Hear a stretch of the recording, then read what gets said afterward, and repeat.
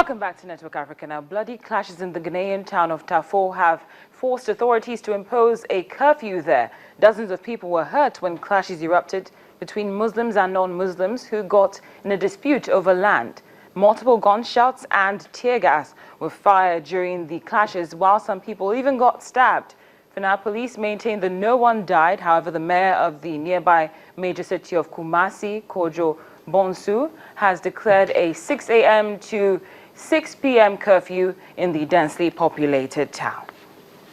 Now, new information has emerged about a tactic which Al-Shabaab plans to use to bring shame and disrepute to the African Union. According to the special representative of the chairperson of the African Union Commission for Somalia, the insurgents are planning to commit atrocities posing as troops and then blame the AU peacekeeping mission AMISOM.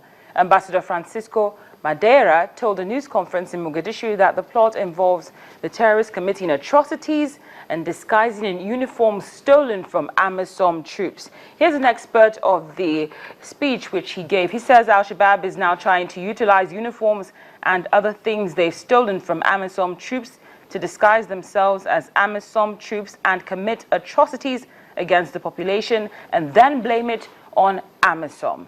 Ambassador Madeira also confirmed that the insurgents plan to strike in communities in the liberated areas that are currently enjoying peace, thereby tarnishing the image of the mission.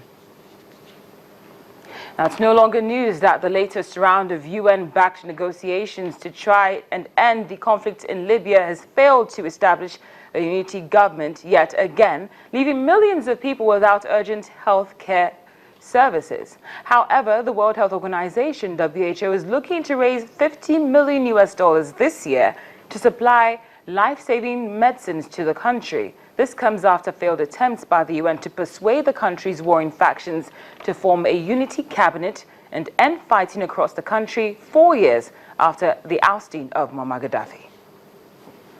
A regional concern as the World Health Organization and health partners require $50 million in 2016 to provide health care for nearly 2 million people. Libya's year-long peace talks to create a unity government has been on hold due to continuous fighting in the region. We have acute shortages of life-saving medicine all across Libya. It's not a particular place. Hospitals, clinics, everywhere. We have more than 40% health facilities being closed down, dysfunctional for various reasons. They are either in the conflict zone, or there are no human resources, or there are no electricity even to run the hospital.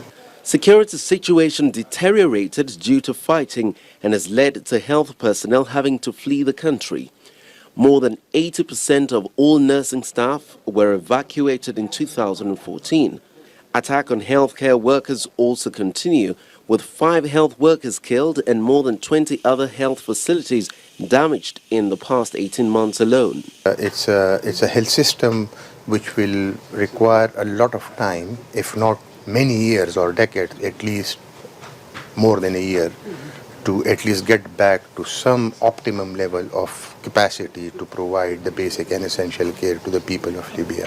In addition to staff shortages, hospitals, laboratories, blood banks and other health facilities are increasingly unable to remain functional as they face shortages in medicines and other health supplies. Can we afford to wait for the political decision-making to materialize and then we embark upon humanitarian response?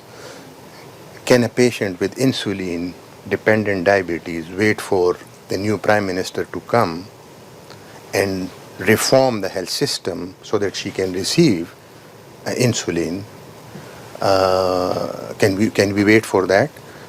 Absolutely not, because there may be people dying on daily basis because they do not have access to life-saving medicine and health care.